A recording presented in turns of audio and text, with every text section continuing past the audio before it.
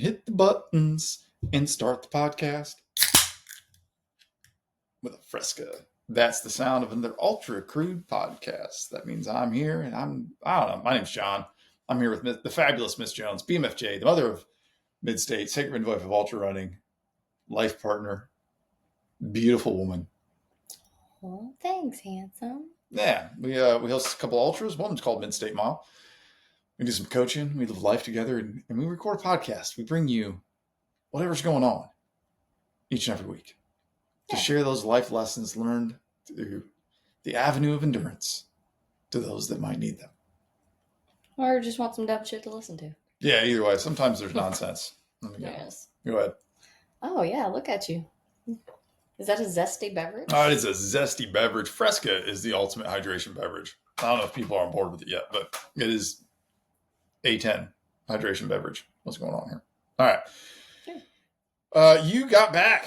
You were out of town. So if we were going to recap the week, I picked you up about midnight from the airport, which makes 2 fly trips for you in like a month, which is a lot of fly trips for you. In 2 weeks. Was it 2 weeks? Yeah. Were you only home like one weekend? Yeah. And then you did cave in that weekend? Yeah. Yeah. Yeah, I did Becca things. Did Becca things. Yeah. What were the Becca things?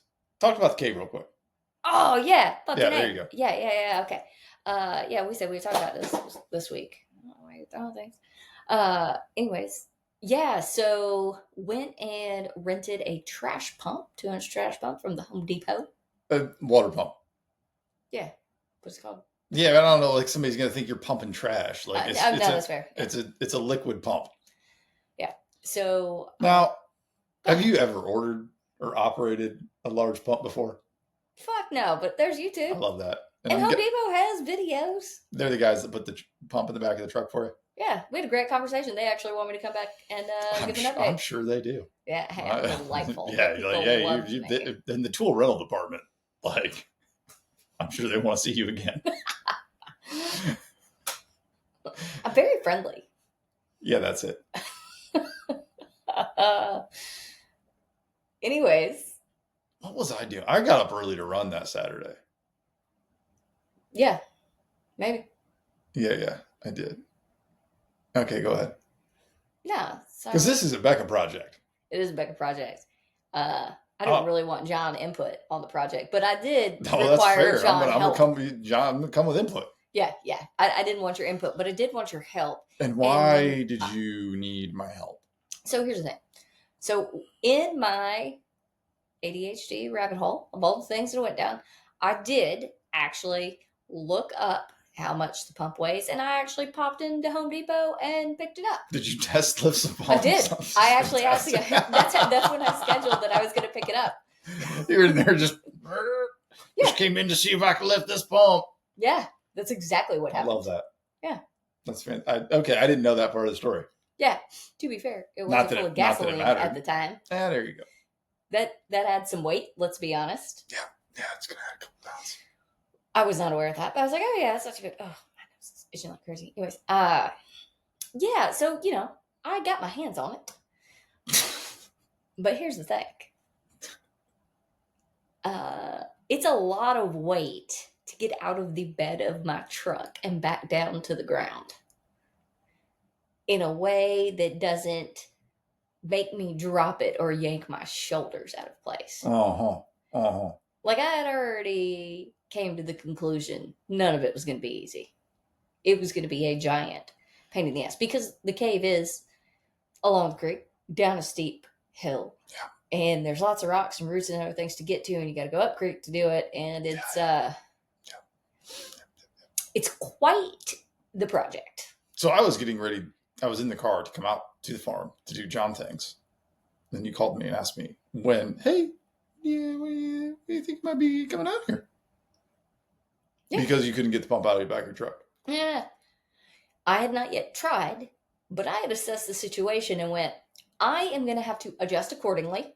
That which meant backing my truck up closer to a hill or over to some steps or somewhere so that I could take it out and get it lower and then work from there. So if I needed to change locations in order to get the ground closer, to what I needed or go prop That's how up your the brain works. table. It's not like, how do I get this out of the truck? How do I make the ground higher? Yeah. And I was like, you know what? I can go grab a table up here, put it underneath that. Like, I can get here and get in stages. I can get this thing down to the ground.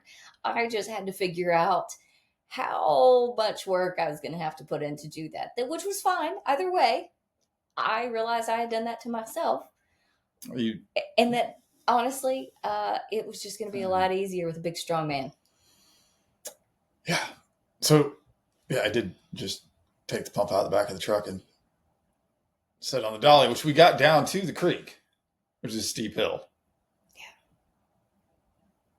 In which you attempted to try pulling the dolly with the pump on it down. It's like, you want me to get on this side and pull? No, because it was going to the side. It wants to go down all on its own. I'm trying to keep it from rolling down the hill into the creek. I'm trying to control the descent here. I don't need you to speed the descent up. Thanks, fuck out, Tonto. So it was going over to the left. It was veering left, and I meant like pull it back that way, not like pull it down the hill. And to be fair, I'd have taken that dolly in reverse, not the way you did it, so you could stop the momentum. That's not how that works. Right or wrong, no, don't care. You're right. I'm sure you don't care, but that would have been wrong. Okay. That would have been wrong. Either way. You got it down there. You got your pump hook up. Yeah. What were you doing with the pump? Why did we need to have a pump for the cave? So here's the deal. Over years, a bunch of sediment stuff is settled in the cave. There's been flood water trapped in there. It's very nasty water, very gross. A lot of decaying organic matter. Leaves. Yeah. What else? I mean, you don't have to make it sound super science. There's decaying organic matter. There was leaves in there.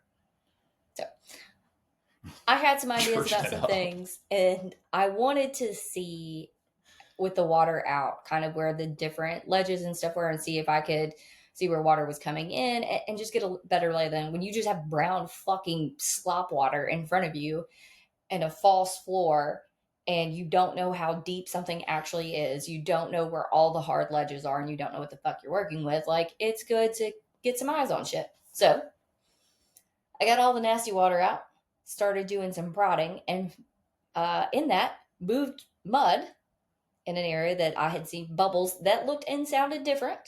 That's the other thing. Like, there's a difference in like gas bubbles popping up and actual like air and water moving.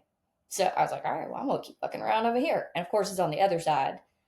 And again, I was not walking back across or doing anything super crazy because I was the only one in there. Tracy was outside looking. You were outside too. T-Rex said he was there. Yeah. It's so interesting. Like, you're renting this pump that, like the business end of the hose has got to go into the cave. And from my perspective, you had not mentally prepared for that at all. Listen, it's like, actually a minute. You're gonna have to crawl this. You're gonna have to crawl this little hose in there. Like, I don't know why you think that's not how it's gonna have to happen, but you're gonna have to get in the cave. Yeah. No, I thought about all that. And here's the thing: there's a process, and the longer I'm in there, in and out, more comfortable I'll get there. And everyone that's talked to me, like, I can't stand tight spaces. I don't know how you do that. I don't know. I can tell you, I can't fucking do it, but I'm doing it. Because I genuinely, I am fascinated, and I'm not going to let a fear stop me from doing what I'm really intrigued by and actually like want to see and do. But like on a real level, it terrifies the fuck out of me. I am not okay. And I would be fine if it wasn't water in a situation that I had no understanding of what was happening. Like, if it was just a cave, I would still be like nervous. But like, I'd fucking live. Like, it'd be all right. It wouldn't be. But again, slop water, can't see, lots of mud, and again, never ending story really fucked me up. The horse, the bog of sadness. No. Okay, well, got swallowed up by the mud. So, and I don't know if you watched the videos of me going through there. I kept screaming about the mud monster. So, anyways, yeah, none of it makes me comfortable. I am highly uncomfortable. It shows. But I'm doing it. It shows. I'm doing it. It inhibits any work that needs to be done. 100%. Well. No, it got there. But I am confidently terrified moving forward. It's fine. So, you do pump water out of this cave for hours. Yeah. Anyway, so found the spring. It started bloop, bloop, bloop, bloop, and then you can see it. Like, it was even given like little shimmery reflections. You can tell there's definitely mud over there fucking up the whole process, because then I kind of moved some mud and then the stream of it changed. But then it's more. Long story short, we ended up with more water being flowing in from the spring than Well, what that's was odd. being pumped out. That seems It's a really odd good stream. that there's a spring flowing into the cave, supplying the cave with constant fresh water, and then you were trying to pump But water out of the cave. it didn't have it had fresh water down below the false floor, but not from that spring. That's now pumping out on top. And it wasn't pumping out before. It was clogged. And I took that like 20-foot pole and I felt it go up in there, and then I heard the boop boop, like the burping noise, and I went, "Oh, Yeah, we're you're fucking lucky onto it something didn't here." just flood And and wash then, you out of the cave. Risky run. And then when, because there's now clear water running in since all the flood water's out, you could actually see the hole that the spring was coming in from, because I took the little pole and like pushed a bunch of mud back. Anyways, very exciting. It also kind of didn't go anywhere, but gave me a better idea, and now makes me want to get in there with a slurry backer, see if I can. Need more equipment. I do, actually. And I do plan to be reaching out to some and see. Yeah, I know there's some grants for cave restoration, not like anything like ours, but see if I can get some recommendations from some people and To pump the water out of the cave that's flowing into the cave from the spring. no, because the floor needs to remove the sediment, so you can get back Use to a shovel. Go for it, babe. You go for it. You crawl Get you a in that bucket. dig out that front for me more, because I've been working on that front, and that front. You do not want John's input I or do. assistance in the caving. No, you just go, leave it alone. In your infinite wisdom, leave it alone. Leave that cave alone. Yeah, that's exactly what you said. No, how would you help me? I got the pump out of the truck for you, and I put the pump back into the truck for you. Yeah. But I feel like that's pretty helpful. Started the pump, hooked the pump up, got the pump running. Hey, I had a bucket there for priming and all the things. I had tools. I was ready. I was going to figure it out. It probably would have taken me 30 more minutes, but I've done it. You did a great job, babe. I'm so excited about this cave project. See, that's what I'm looking for. Yeah. Yeah, baby. Yeah, it's fantastic. I was down there the other day when it was storming, seeing if there was water running. Was there water running in it? No. Hmm. But I was curious if, when the springs and everything started flowing, if it would come down where that tunnel is or alongside, and there was nothing. Yeah. I have many more questions than answers. I love that kind of energy. This is fantastic. This is certainly going to preoccupy your time for a long ways. It is. Yeah. Very excited See about this it. going. All right. We got all that wrapped up. You headed out to Idaho for Inkom Last Man Standing. I did. Tell us. Well, I picked you up from the airport this morning. Or last night. It was like midnight. It was last night, and then I had headed out. What time we leave? You left Thursday morning at 3? Yeah. Yeah. Yeah. For the second time in 2 weeks. Where'd you go last time? California. Oh, that's right. All right. How was Inkom?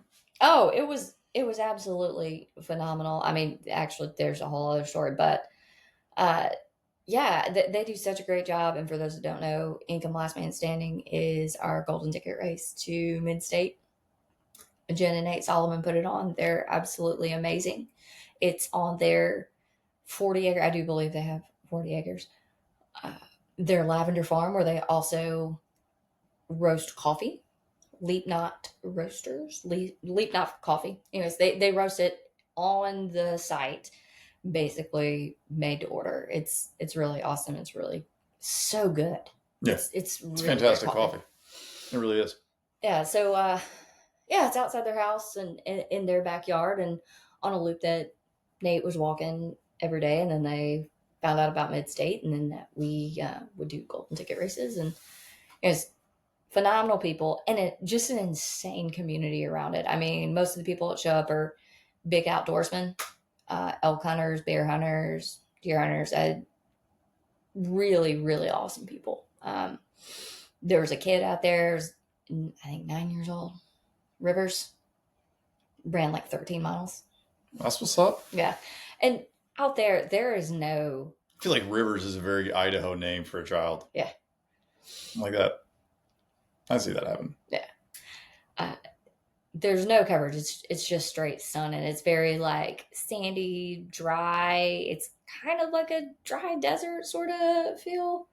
At one point, I just kept like lizard licking my lips because everything was like so like dry. I finally, I was at standard like, are you a lizard person or on meth? The combination. Yeah. Hey, I mean, you never know. But got some beef tallow. They had some out there. That solved that problem. Gave me some moisture, but there you go. Yeah, it's such a really cool piece of property. I mean, there's mountains around it, and you climb up on these. I mean, they're hills, but I'd say more like a foothill sort of deal. Anyways, they're fucking big. And then there are the big mountains right there. But you climb up and you just see forever. I mean, it's so gorgeous. All different kinds of flowers out there, and thistles and things. It's very interesting, the vegetation. I'm going to say that. I was like, this seems very scratchy. Do they have any snaky snakes? No, we didn't see snaky snakes, and I don't think they have any bad snaky snakes there. So that's pretty cool. But I was thinking about that as we were trying to get Phil off their little mountain, which we'll get to that. It just, again, they do some really cool things. Like they print a poster for each racer. Yeah, I think that's fun. Yeah. Yeah, I really do think that's fun. That's a fun thing. Yeah, I love that.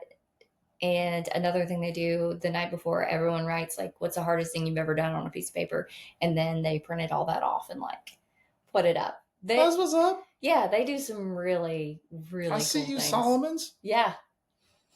I mean, it's also so cool to see the format that we did and laid out, inspire others. Yeah. Because it is different in the backyard. Yeah. In the backyard. No, it's really cool. It's really awesome to have a sister race and a golden ticket race, especially across the coast like that. Like that's really fun. And how did the race go? Break it down to me. Break it down. How'd the race go? Well, how did Inkom 2025 play out overall? It was a lot of loops before anyone went out. Really? Which was pretty good. Yeah. Unfortunately, Jace fell out early. Like you got to get somebody that first loop. No. There was no one first loop. Man. All right. And I think there was some heat stuff that got him, but he was an incredible story to watch. Was it hot? Year. Yeah, it was real hot. Like, it was fucking hot. Last year, he was a lot to watch. So he really worked his tail off and was looking forward to this year and having some redemption. And he just fell out. Fell out. Yeah, I was like, did you trip? Did you fall? But he like smacked his face when he went down, and he was pretty beat up. Then, apparently it's not rained there in weeks. Weeks and weeks. Opposite of the weather we had from Mid-State. It rained constantly. Turns out, we brought that fucking weather with us. And there was probably 3 or 4 thunderstorms that hit. And what they did to that dirt / sand. Probably made mud out of it. Yeah. And keep in mind, the course, you're basically climbing for half a mile. Like you head out, climb for half a mile, kind of get to the top, and then you start going down. And that downhill is steep. It's basically like going down our uphill. It's steep. It's fucking steep. And now that's wet and covered in loose, slick mud. That's no bueno. Oh, it was no good. Phil came in, said... It's a sketchy situation. Yeah, it turns out to be a quite bad situation.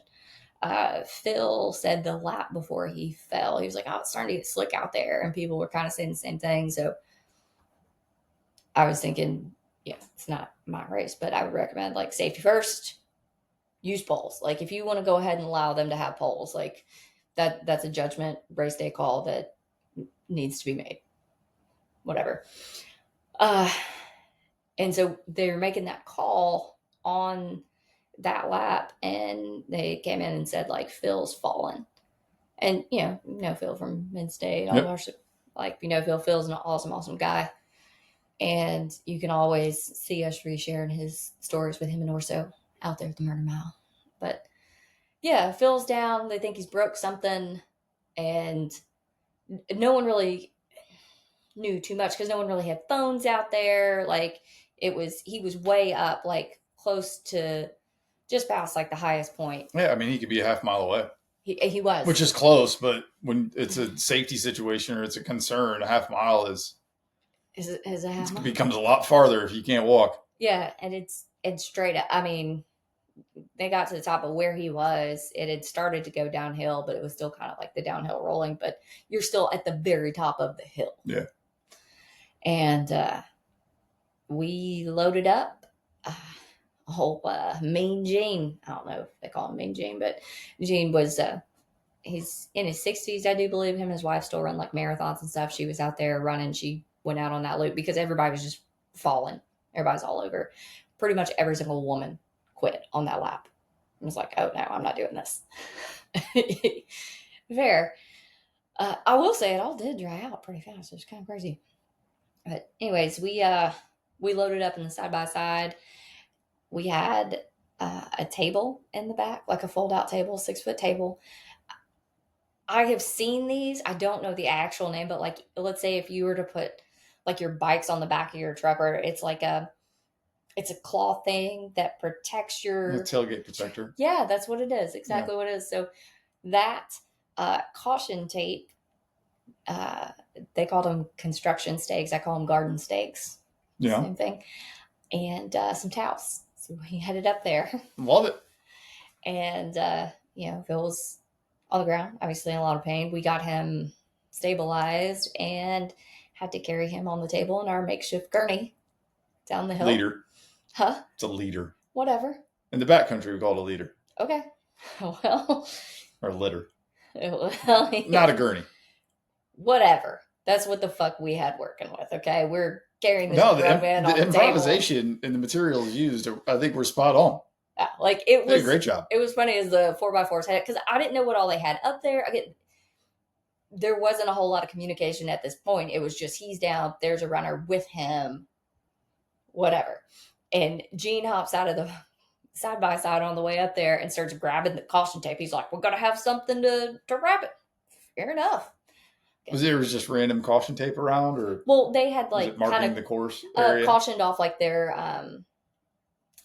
yard, like where spectators Makes could be sense. And stuff. Yeah, yep. Like how we have the Appreciate flags. That, yeah. They had caution tape. So, yeah, that's and it was interesting getting down. Jen brought the truck up. She backed it up so we could slide him into it. But I mean, she still had to drive, close to half a mile up the hill to be able to get to him. And then the ambulance was there once we got down. And then I was probably only at the ER for 4.5 hours, but Phil and Monica were definitely there for all of 6+, because I stayed and packed up all of our stuff and got everything ready to go. And yeah, apparently he has a ruptured patellar tendon. Not good. No. Not good. And an avulsion fracture, I think is what they had said there. So basically when his tendon ripped, it ripped off a piece of his actual kneecap. It was not a good fall. No, that sounds painful and unpleasant. Yeah. So he's going to be down for a minute. He sure is. But it fucking sucks. I mean, I feel so bad for him. And he's such a good dude. He's worked so hard for this. And, in this sport, say it's not a matter of if we get hurt. It's really a matter of when. And, you just hope it's not too bad. But, thank God we've been pretty fortunate. But yeah. I've seen some bad shit out there. It really was a reminder that, I mean, even if you're not going in the back country, if you're going to do these sorts of things, endurance sports, you should have some sort of first aid training or wilderness or something. Yeah, there's, I mean, especially in our area here in Tennessee, there's wilderness first aid classes available. They're super beneficial and super informative. The price point on them is is definitely worth taking one if you're a trail runner. You're going to be out where, you know, an ambulance can't pull up next to you in 40 minutes. Yeah. It's definitely worth it. Like the skills, the materials they use to think critically, see what they had, and gather it up quickly to use to splint his leg and get him out. Like that's what it looks like. You're not, an ambulance isn't just pulling up the hill. No, you have to get him down to it. You've got to do some things. So hats off to them and their response. They did a great job. They did. It was really incredible. And then the Solomons were just next level. I mean, again, Jen and Nate, just huge hearts, amazing people. And the people that are around them, they all pitched in and bought Phil and Monica first class tickets back, so that, because Phil can't bend his leg. Yeah, it's gonna be hard to ride in steerage. Yeah, I mean, do pre-boarding, but there's still like not enough space. Like Phil couldn't even be pushed in a wheelchair because the thing didn't come out far enough.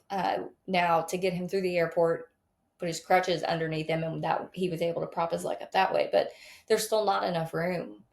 So I mean, that was just next level. That just says so much about who they are and the people around them, and what just awesome fucking folks they are to do that.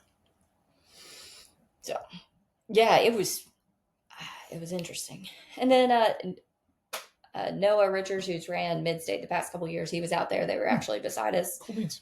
Yeah. He ran the furthest he's ever run. I think he's done 40 something miles the past 2 years at Mid-State. Like, ran the same mileage. He's got Moab 240 coming up. And I do think he's done 100 miles. Don't quote me on that. But yeah, I mean, he couldn't believe it. And I'm going to tell you, for fucking a long time, we thought it was going to be his last lap. Like, he was struggling pretty bad around lap 14 or 16 because it just was so hot and everybody was feeling it. And the rain was actually a really good relief and getting everybody's core temperature down and kind of getting them able to get through it, because it was about 1:30 in the afternoon, and that heat it's hot, especially when it radiates back up off that ground. So you get what they call a temperature lag later in the day, where that high noon sun, that ground has absorbed that heat and it's going to reflect it back up. So it was definitely doing that, and the temperature was climbing. They were feeling it. It turns out it made things so more dangerous. But yeah, anyways, Noah was struggling early on, got him some cooling strategies he adopted. And, you know, I was surprised to see him when we got back, because we dropped Monica off at the Airbnb around midnight so she'd get some rest. And me and Phil went back to the race. And Solomon's hooked him up right next to the fire. They had a zero gravity chair, pillows, Boom. Blankets. I mean, he was ready to go. Hanging out. Yeah. So, you know, I was glad he wanted to go back out for sure. I mean, I think that was good for him. But yeah, Noah ended up doing 80 something miles. Boom. I think he got like third, but I gotta be honest. I mean, I was impressed. That kid showed grit, and lap after lap, he just kept going, I don't think I can get it. And honestly, I thought Jared had him. Jared got third last year, and he's a local guy there. And he looked way stronger and more composed. And then he was just out. But his back was hurting. Sometimes it happens like that. Yeah. Like I said, you could see it on his face in a couple of loops, but there was not that I could see, there was no like roller coaster fight that he was fighting or anything. It was just, you know. He was ready to be done. Or he was done before he realized he was done. Well, he's a doctor and has to be on his feet a lot. And I know that he said something about like downtime or whatever, and he dropped last year because he had forgotten to request the next day off.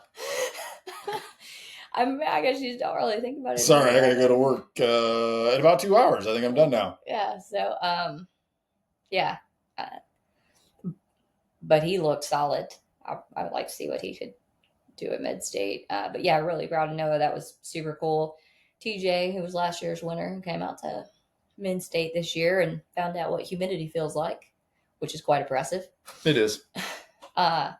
He was the assist. He cramped up really bad on the last loop, and really nice guy. Awesome story too. Clint, he won. Local guy there. I think they got the same mileage or maybe a mile off from last year's. Oh, was it like 93? Yeah, it was something like that. So right there on that, and yeah, just awesome, cool story. Highly recommend checking that out. It was neat to see him be there for.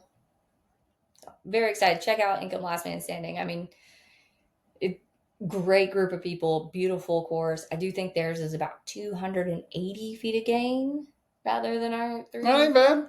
No, it's great. And again, just it's different that climbing a half mile. Yeah, having the climbing all at once is definitely a different challenge. Yeah. And again, no shade. No shade. It's crazy. But it's that dry heat. There you go. I was loving it. Until it started raining. It was wet heat. And it still just dried out so fast after that. I was fascinated by what I was watching. I really was. I was like, this shit's so crazy. Is this how the sun works? It's crazy. Like, no, is this how life without humidity works? Because you're like, yeah, it's right. She was like, not a fan of it. She was like, doesn't it still feel dry? I'm like, I know. I don't feel like I'm breathing through a wet towel. No, that's how fantastic. I know I'm alive. So, yeah. No, that was Inkom. It was, again, just so blessed, so incredibly blessed, and just so, just a grateful heart. I'll say that, and impressed with everything I saw out there and the people there around it. And just, I do think that there's something about that backyard format, and particularly that 1 mile, that lends itself to a different type of person. Oh yeah, 100%. It's a different race. It's a different backyard. Yeah.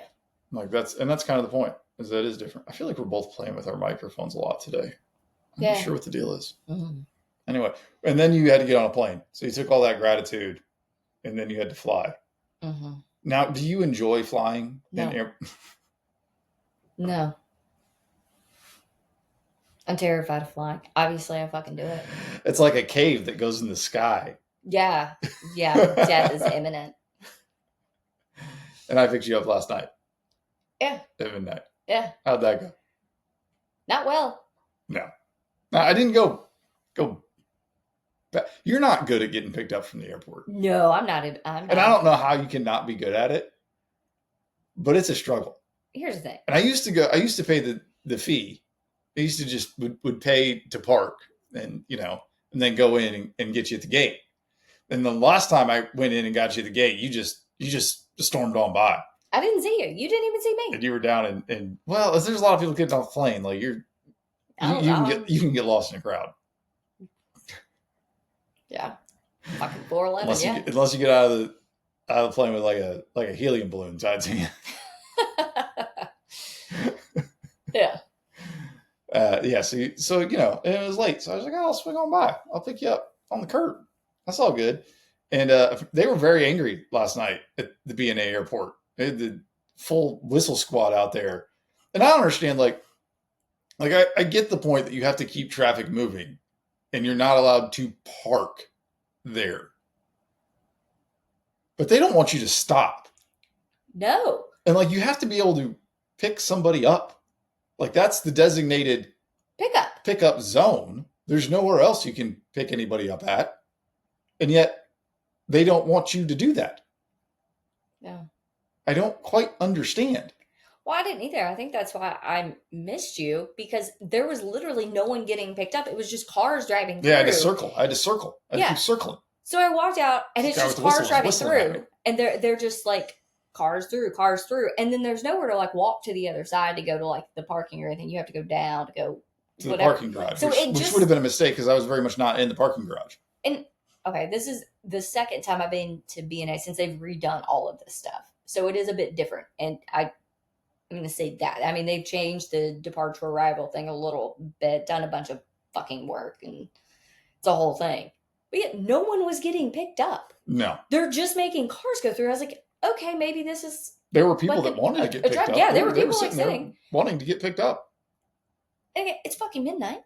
There's only 12 cars coming through this thing, but those cars are fucking moving. So I was like, okay, maybe I went to the wrong thing again, which I did last time. And then I went downstairs and went, no, international is not where it is. And then that's where taxi and bus shuttle stuff.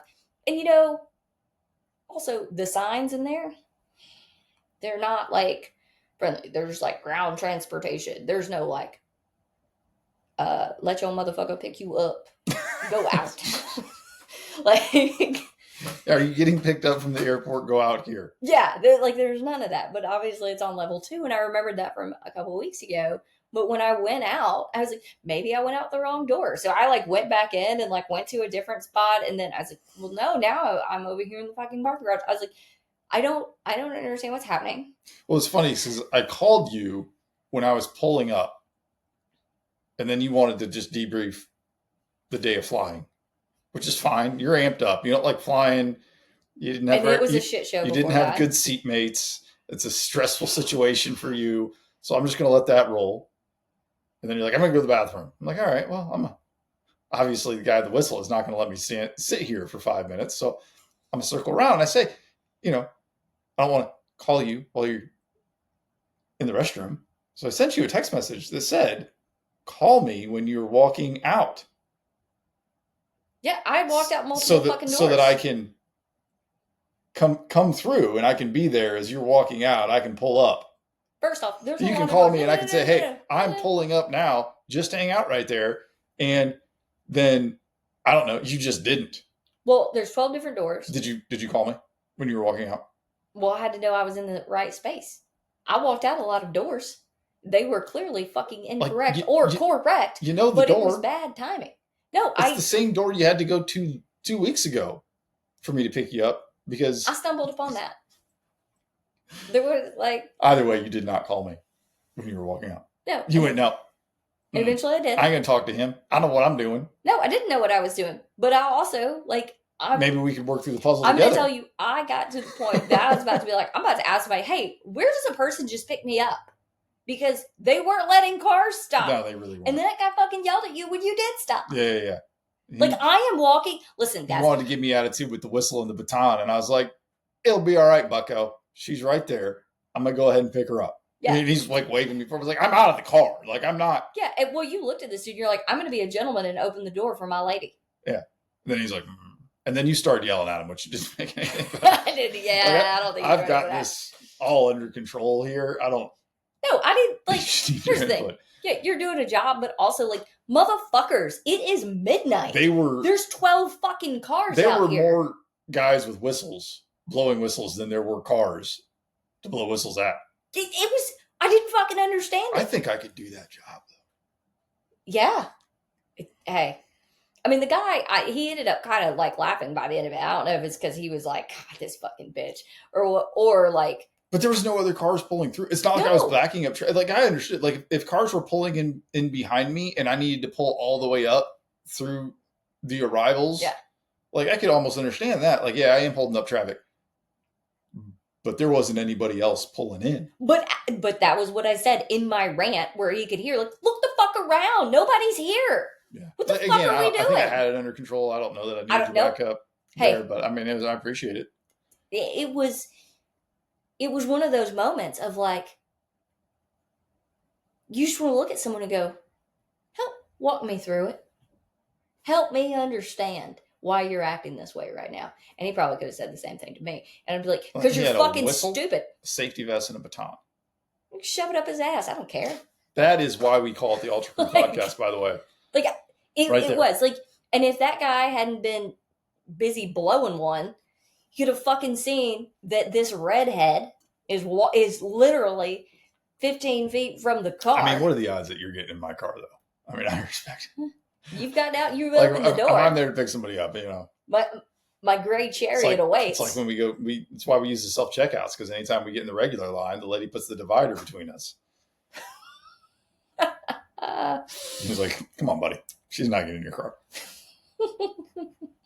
It was well, okay, and it did come out kind of hot because my flight before that, so it was kind of late. My initial flight would arrive late, and it is something about the airport that just really makes people forget that other people fucking exist. No, I don't think it has anything to do with the airport. I think that's just how people operate. It was just really more brings of it them out in one place. Maybe that's it. Maybe it's it. Yeah. You've been to the grocery store before. But like to sit there and wait for everyone to be gone in front of you before you get up to get your bag that's over, like we're all like wait, like why did you wait Well, all of you that have to time? wait. There's a certain amount of time you have to wait and you have to have enough space, but you Like know your turn's next. If the row You in know front of you you're is coming. moving, like you can go ahead Huh? and get up and get ready. Yeah, they're not doing it. They're fucking not doing it. And we had a lot of those on this one, and multiple people were making connecting flights. Like there was group conversation throughout the people waiting. Like, hey, are you waiting on a connecting flight? Hey, are you like? Anyways, I locked up the two people that were beside me when I was voice texting you. I was like, hey, my plane's about to start boarding in 2 minutes, and I am still trying to deplane, and like people are just fucking around. The lady goes, oh, do you have a flight to catch? And she was like, let me get out of the way. Like she was like, we're in no rush. Thank you very much. And her and the other guy got up out Where'd the you aisle fly? and Did let me you fly out. through Dallas? No, I went to Denver. I went from Salt Lake City to Denver. Hmm. So yeah, they got out and let me out. But there was this fucking group of like 6, 7 people. One of the girl done something to her arm, and they were like probably late 20s, maybe mid 20s, just like they are the most important things in their world and they're stupid. And again, this is one of those things. The more people you get together, sometimes the more their IQ drops. Like collectively, their IQ fucking drops. And as an individual. And they were the people that were saying, there's fucking no one in front of us. And we're all like, we are making like everyone standing at this point has connections. Like there's been conversation. We've all agreed as a society on the back half of this plane how the fuck we're operating. And they're like, oh, like, can you get that up there? Like, I can't reach it. Like, oh, mine's like back there. Then sit the fuck down, motherfucker. Get the fuck out of the way. It was just this. I can't. Okay. Anyways. Oh, God. And eventually they fucking move and we're like, okay. Then they stop right when you get off the plane, go over. They're right there in the fucking doorway. And I mean, the woman behind me, the sigh she let out, like you could tell it was coming. Like, get the fuck out of the way, you stupid motherfuckers. Get the fuck out. You're clearly not fucking ready. If you ain't ready, bitch, fucking go. Get out of the way. Ready motherfuckers are going. We have places to go and shit to do. You want a lollygag? Get the fuck to the left.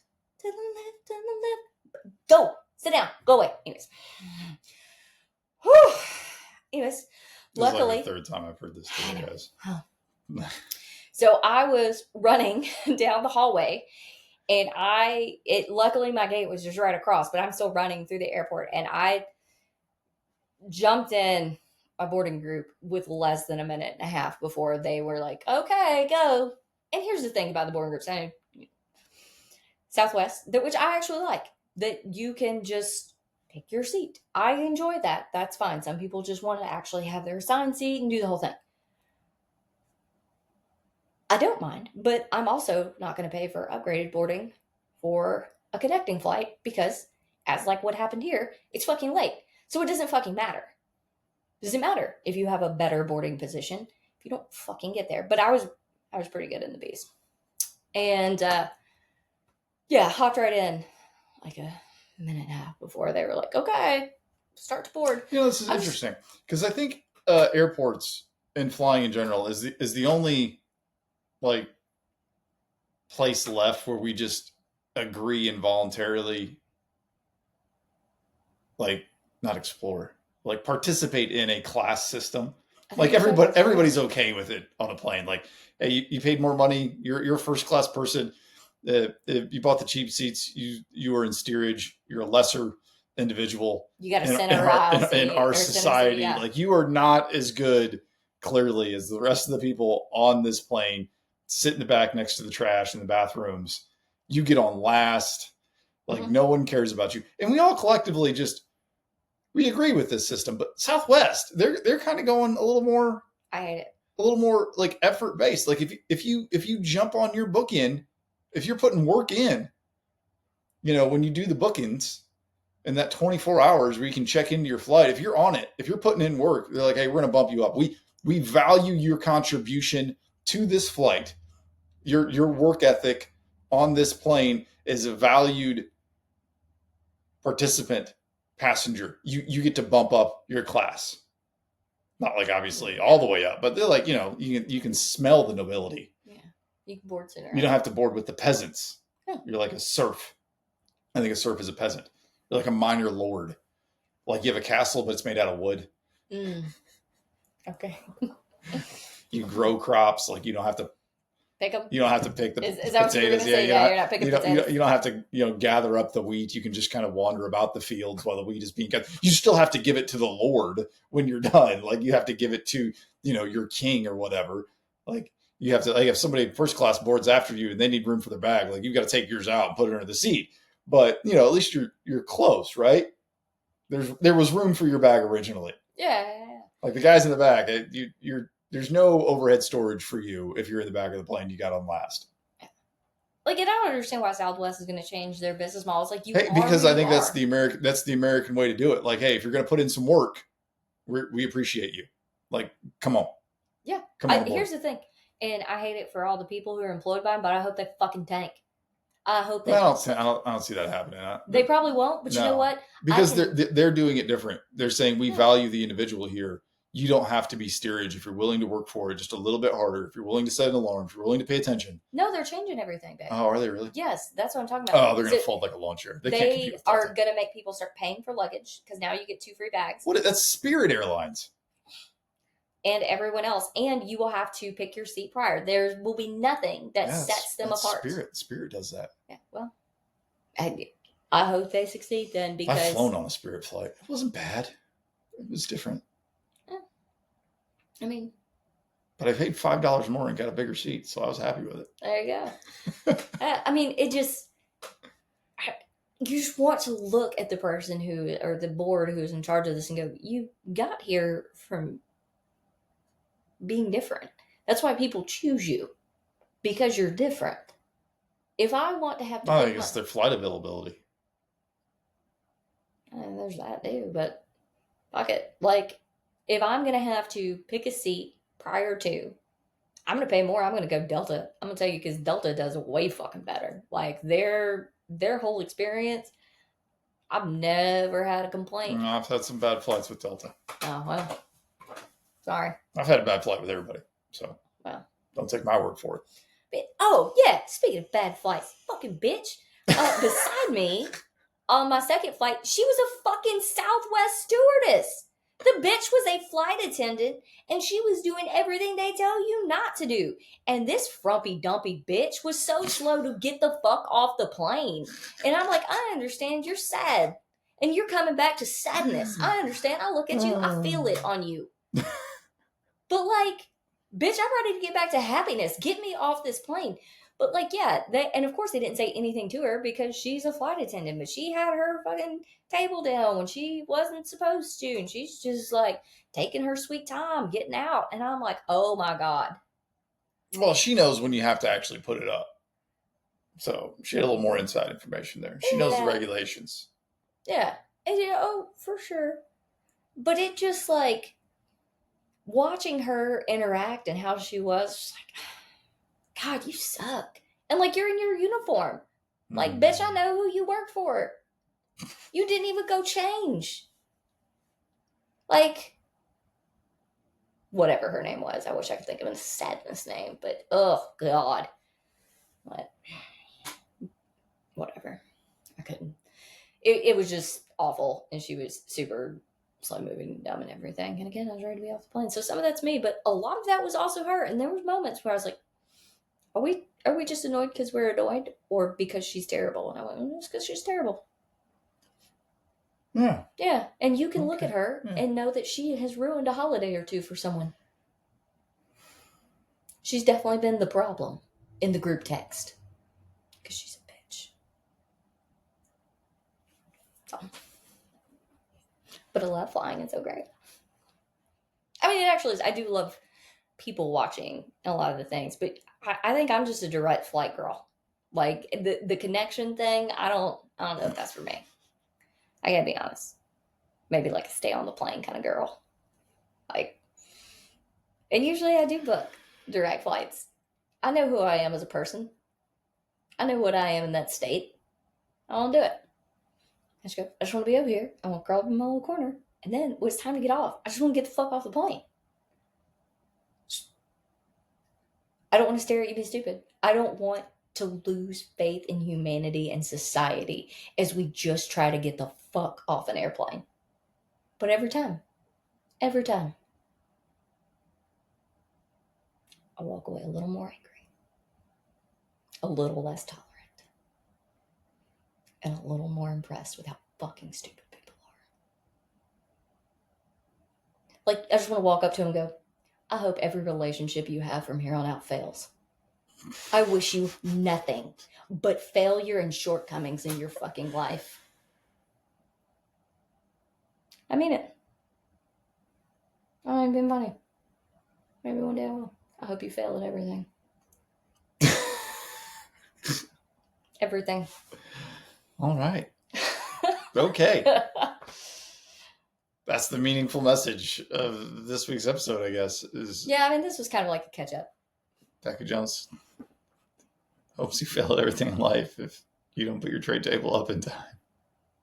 If you can't figure out grabbing your bag, like, grab and go, bitch. We're moving.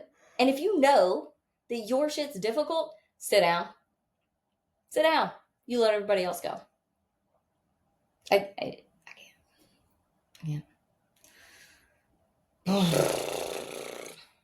I'm just saying, you can look around and tell what people are fucking ready to go in life. Like, we're rocking and rolling. Let's go. We're doing shit. And you got these like, I'll never say what nothing works out for me because you're stupid. That's why. Because you can't figure out getting a bag and getting on with your life. That's why. I gotta stop. It just, every time. You know, I'll be all right. I'll forget it next time I fly. I'm sure I'll forget all about Let's it. take a pause on the flying for a little bit.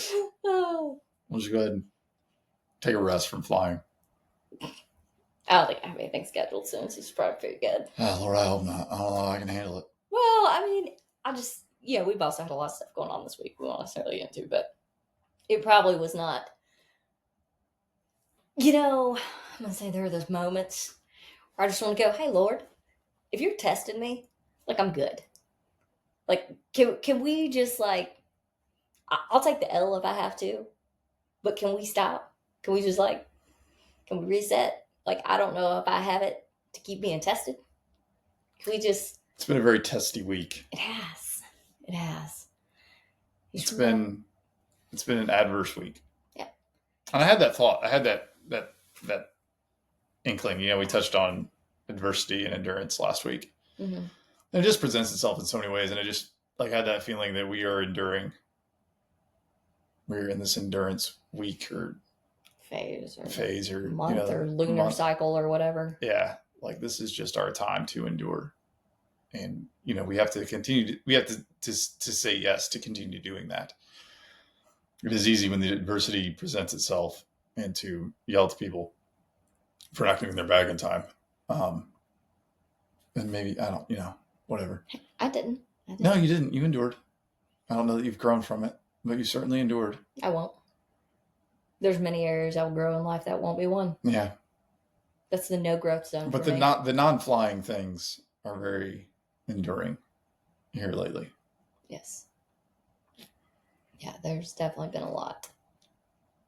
Not between us, we're good, but just stuff happening. I mean, are we? No, we're not. Don't read my diary. No, we're all right. Good thing I got a lock on it. I think so. We'll see. Oh, okay. Until you tell me we're not. No, I'm like, all right. Well, I went places, did things. Oh, yeah, do tell. I went to run Fort Frenzy this weekend. Oh, yeah, you did. Tell us about that. You completely forgot that I went places, did things. It's been a lot. Yeah, you fell. Yeah, so Fort Frenzy put on by East Coast Adventures. Listen, these people are out in East Tennessee, just outside Knoxville, kind of the suburbs around there. And they're doing a lot of great things. Absolutely. They really are. They put on tremendous races. They put a lot of heart in it, and they make everybody feel good and welcomed and great about what they're doing. And it was great to go and run a race. It was kind of weird, like, to go and run one without you. Did you enjoy it more? No.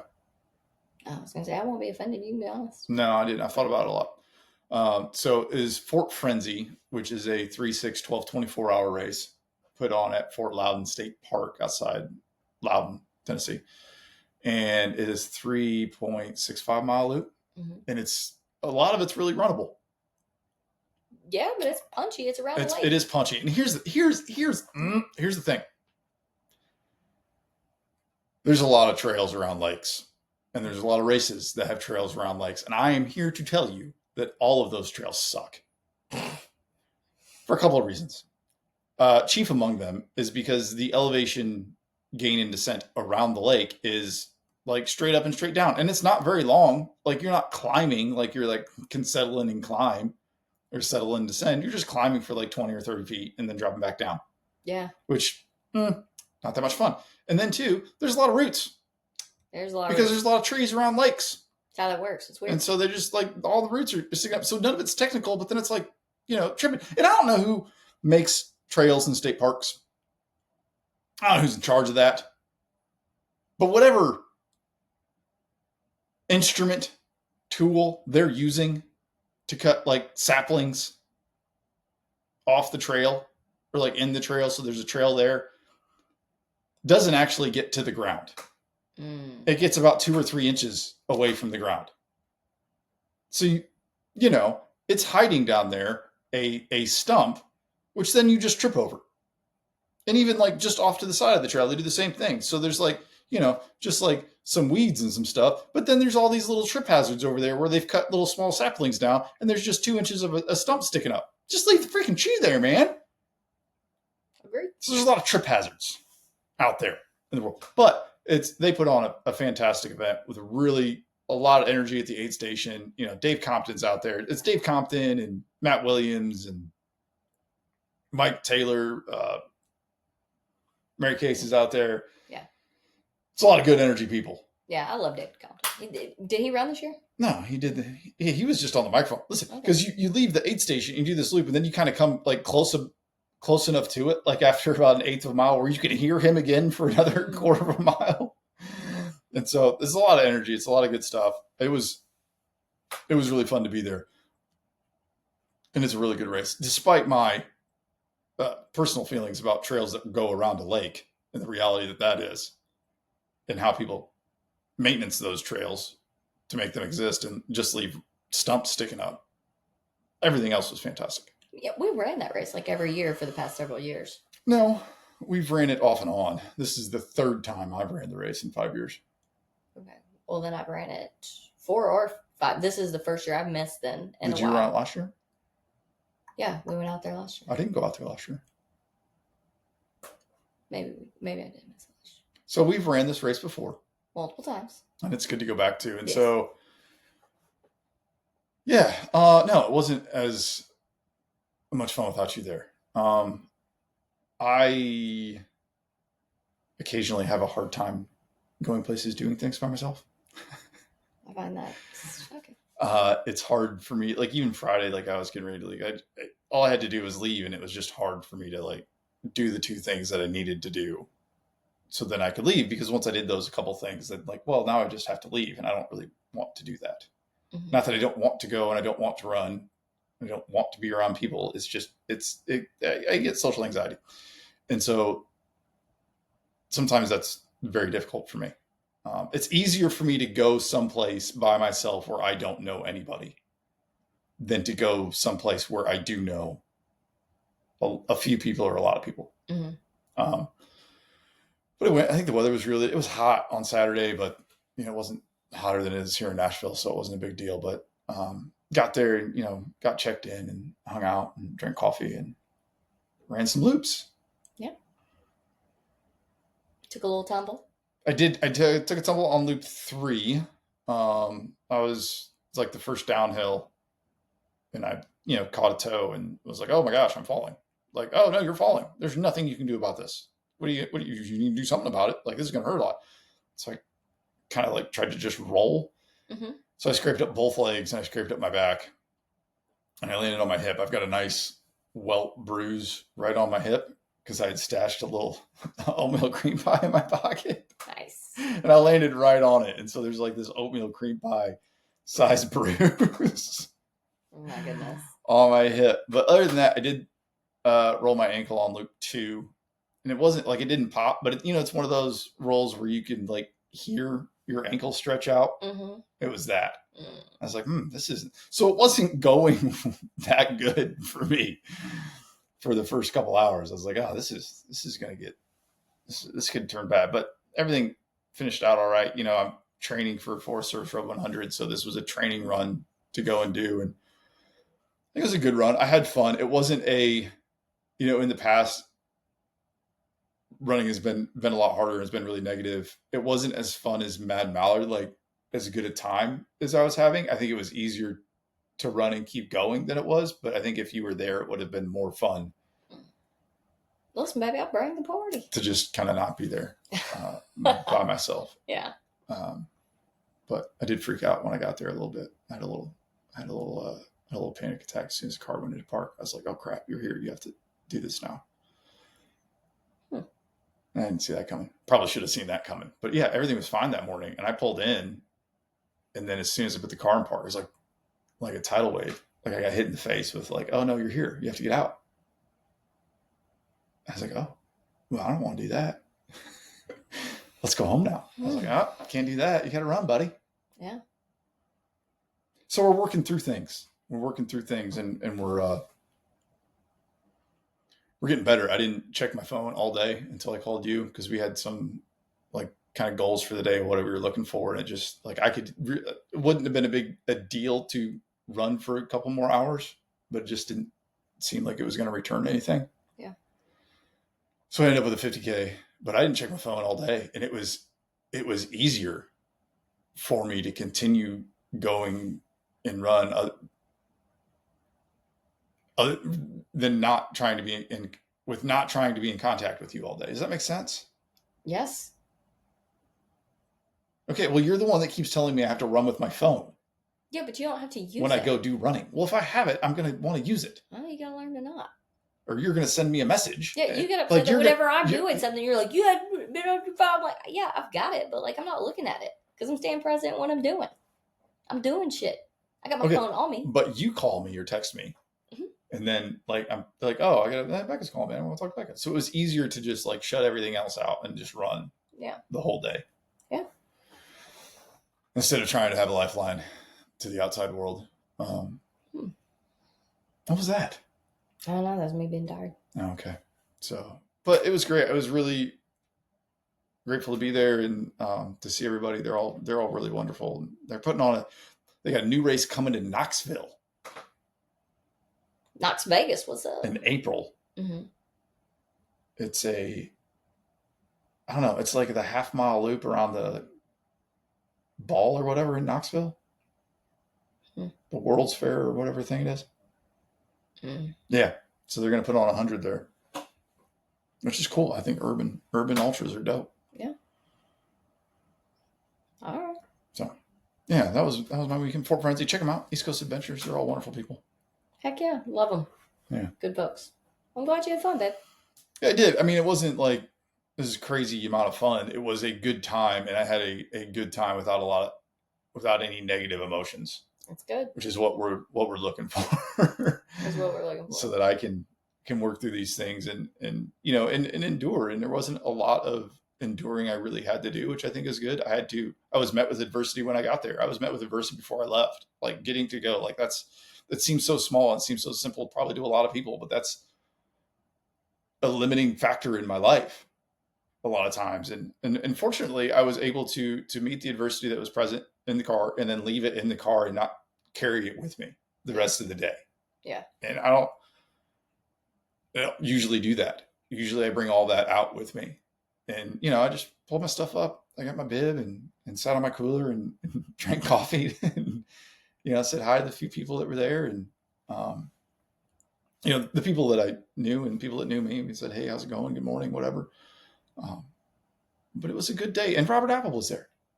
Love Rob Apple. Rob Apple is a legend. And I'm going to talk, listen, there's a lot of just bro culture, I think is what I'm going to call it, around ultra running and spoken word and attitude and confidence and bip, bip, bip, bip, bip, bip, bip, bip, bip, bip, bip, bip, bip.